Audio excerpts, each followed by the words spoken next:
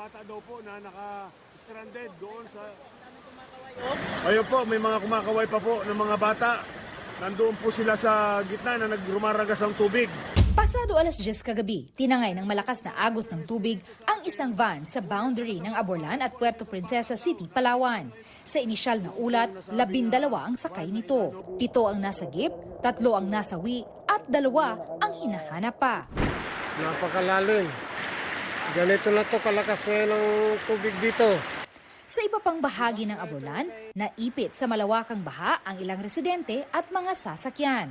Hanggang bewang ang tubig na umapaw pa sa tulay. May mga hayop pang nalunod.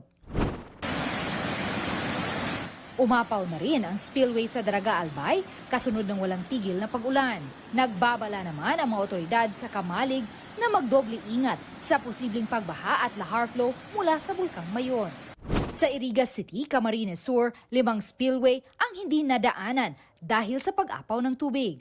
Pinadivert ng CDRRMO ang mga motorista sa alternatibong ruta. Nagka-flash flood naman sa Kasiguran, Sorsogon. May operasyon na para iligtas ang mga residente sa mga binahang bahay. Sa bayan ng Barcelona sa Sorsogon din, may mga residenteng inilikas bilang pag-iingat sa banta ng flash flood. Malawakan din ang pagbaha sa ilang lugar sa Eastern Visayas. Itinaas na ng Office of the Civil Defense ang Blue Alert status sa rehiyon.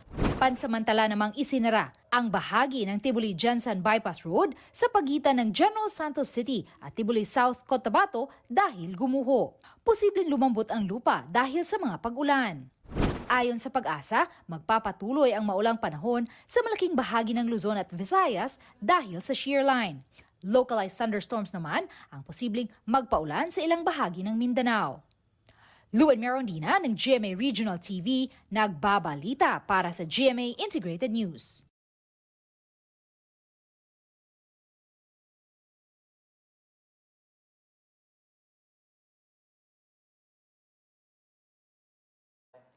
Huwag magpahuli sa mga balitang dapat niyong malaman.